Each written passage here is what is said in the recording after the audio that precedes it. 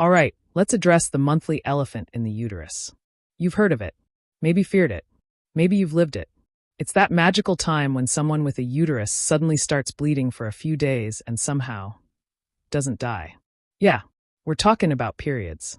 Menstruation. The monthly madness. The body's way of saying, hey, just checking. Are we making a baby or what? So why does it happen?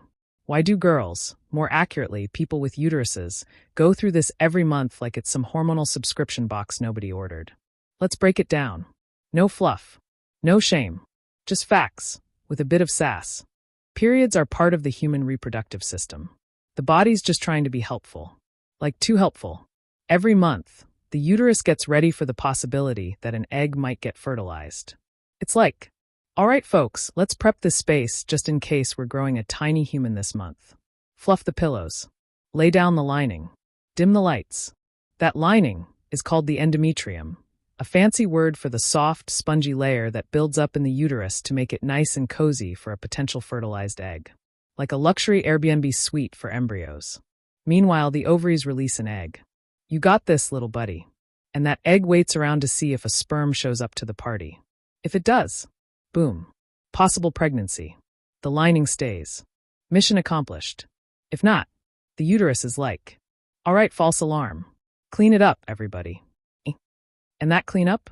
That's menstruation. The body literally sheds that unused lining through the vagina.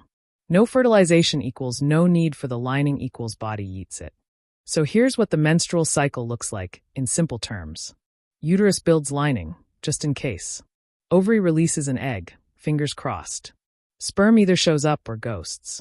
If ghosted, uterus flips the table and tosses the lining equals period.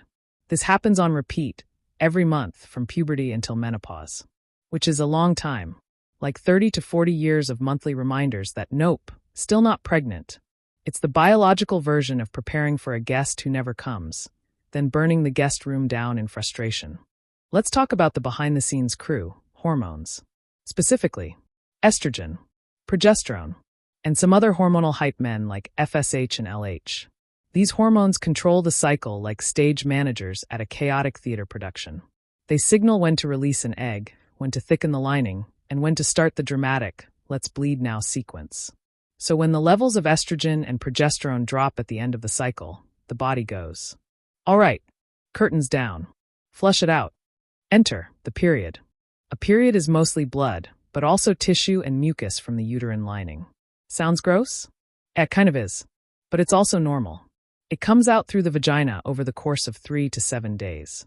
Some people barely notice it.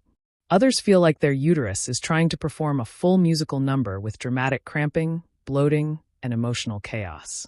Fun fact, the average person with a uterus will have about 450 periods in their lifetime. 450. That's like so many uninvited visits from Aunt Flo. Oh, and let's not forget about PMS, aka premenstrual syndrome. Right before the period hits, hormones dip like a roller coaster, causing some classic symptoms. Mood swings. Cravings, hello chocolate. Acne. Cramps. Crying over TikToks. A feeling like every sock is betraying you. It's real. It's not being dramatic. It's your hormones doing WWE inside your body. And yes, some people deal with it every single month. Saints, honestly. Let's clarify something important. Periods happen to people with uteruses. Most of the time, that's girls and women, but not always. Some transgender men and non-binary folks also have periods. And some women don't menstruate due to medical conditions. So yeah, it's more accurate to say people who menstruate. Not all women have periods, and not all people with periods are women. Biology isn't always neat and tidy.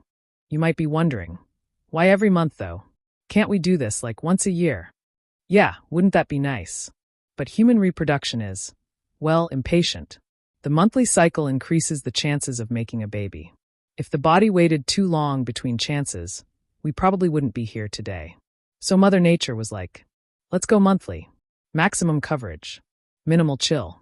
Hence the cycle repeats. Over and over. Until menopause eventually shows up like, you're done. Pack it up. No more eggs, no more mess. Cue dramatic exit music. Weirdly, yes. They're a sign that the reproductive system is doing its thing. They're how the body practices for a potential pregnancy every month. even if there's zero intention of having kids. Think of it like your uterus just being really enthusiastic. Like, maybe this time. Maybe today's the day. Spoiler alert, it usually isn't. So there you have it. People menstruate because their bodies are constantly preparing for pregnancy, even if their brains are like, dude, I'm just trying to pass my finals and binge Netflix. It's not a curse. It's not gross. It's not punishment for eating forbidden fruit in a garden somewhere. It's literally just biology doing its overachieving thing. Is it annoying? Yes. Is it powerful? Absolutely. Should we talk about it more without shame or weird vibes? 100%. Now go forth with your newfound knowledge. Respect the cycle. Respect the pain. And if someone tells you they're on their period, maybe just offer snacks and back away slowly. You survived a period talk. You're officially more mature than 80% of middle school. You're welcome.